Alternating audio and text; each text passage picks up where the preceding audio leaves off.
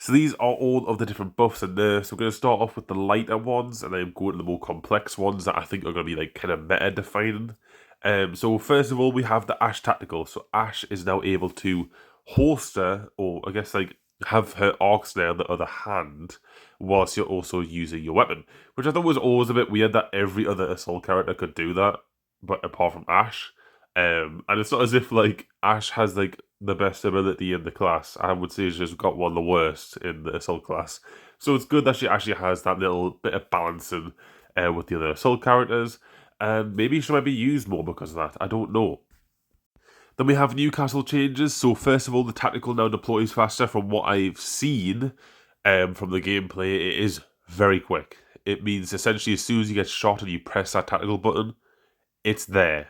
That's how quick it is, apparently.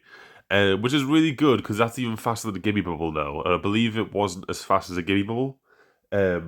So it means it's really fucking... You can be very reactionary with it. So Newcastle might be pretty good now. And the ultimate, whilst energized, which if you don't know, I believe the first 30 seconds of the ultimate, it's energized. It means it essentially it'll damage people if they get close to it. It also has the same kind of effect as Watson's ultimate, where it will actually destroy grenades only from the front. If you go from the side, you throw grenades from the side, where it's not actually going to hit the wall from the side, it'll just pass like through the little barrier, and it will destroy the wall, and it will destroy the people and hit the people behind. So overall, a really good change for Newcastle as well. Then we also have Conduit. I believe this is actually a buff, which is a bit weird because Conduit is annoying as fuck. I wonder if Conduit will also receive some nerfs as well, because I'm not going to lie, the nerfs that they gave her were not enough, I personally think, because the fact that you can just heal someone without really any effort is just really annoying in the middle of a fight, and I think they need to kind of rework her in some way. Maybe they might not nerf her right now, maybe like later on the season, or maybe next season, like a full-on rework. But I just don't feel like the ability actually fits the game, and I really thought it would. That's the thing, when I first planned up, a concept for a similar character, I really thought it would work, but I feel like there needs to be some massive drawback to it, because there is currently no like drawback at all. Like with a Conduit, you can literally just go, right, okay, there you go, teammate, there's all your health. I feel like it should probably take a little bit from Conduit or something, or I don't know, like slow you down a little bit for like however long, so when you actually use the ability, it slows you down so that like see as like passive.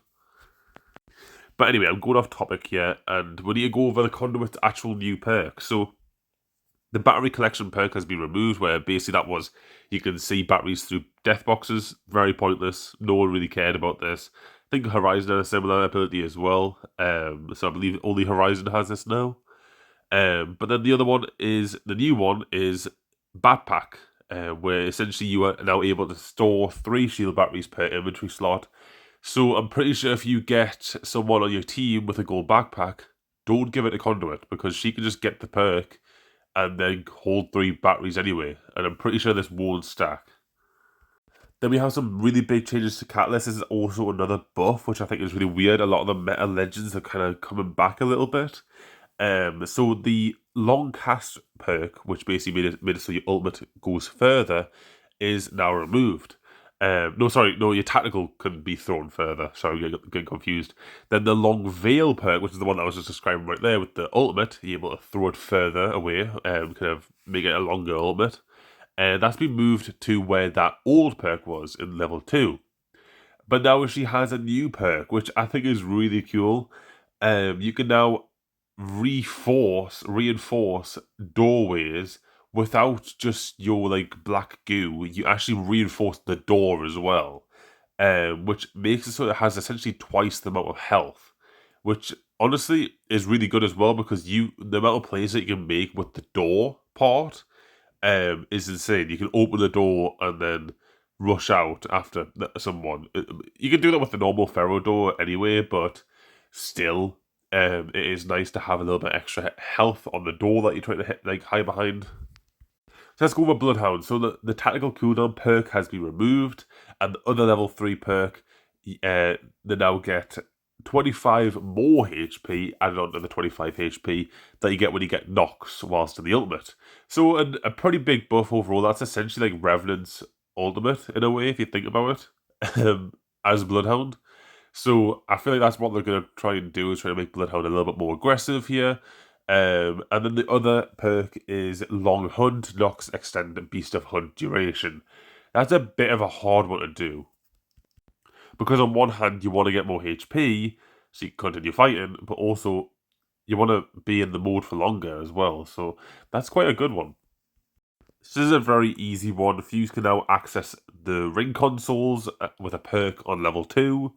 I don't know which one this is actually replacing. Probably the C grenades through death boxes, because I don't think anyone used that. Because as for Fuse, you just pick up grenades. They're everywhere. So I think that's probably the one they removed. But this is pretty good, because I think Fuse was on like the borderline of being used in ELGS. He might be used in ELGS in some places, but I'm pretty sure he was on like that border of like being kind of like there. And so this probably might actually put him in to ELGS. Now we have the Mad Hops perk has been moved from level 3 to level 2. And then we have Thick Skin. Basically, it's been changed a little bit. It now has 2 different upgrades. So you can actually take 5 stim damage off your 25 that you normally get. I think it's 25, it might be 20, I can't remember. And then you can do it again for the level 3 perk as well. So pretty cool if you want to just like have like basic no damage taking off your stim and just run after people. That'll be pretty cool. But then you missed out on all the other good upgrades as well. So pretty cool Octane buffs. Then we have Crypto. So I actually really want to play Crypto. I don't know when to play him, but this is actually making me want to play him a little bit more. So the perk that increases the effective range of the passive and the ultimate, which I believe was a level 3 perk. Yeah, it says right there, change from level 3 to level 2. And then also when the drone is deployed, this is just without any perks. This is a base buff, no perks involved. Crypto can now see them other squads nearby. So what this basically means, I think a lot of people are confused with this, is when you just throw your drone out, not even go into the drone, it'll just, all the banners are on the map will change to show the amount of enemies in the area. Which is good, because you have to go into the whole animation to then, like, you know, thing your drone around and then see if, oh, okay, there's like how many people in the area. And also as well, the perk where it says, the perk where it was like, oh, there's like how many enemies in the area, where as soon as you throw your drone out, it'll say that. That does it as well. So that's actually built into the base kit of Crypto now. So that's why I believe we're going to be getting another new perk for Crypto, but I don't think it actually says it here. So we'll have to see what that is all about. Maybe that might change, I don't know. But this is my favourite one, honestly. Ballistics changes. This is huge for ballistic mains. So because this is a level 2 upgrade, it makes it even better as well. So what this is Slingshot.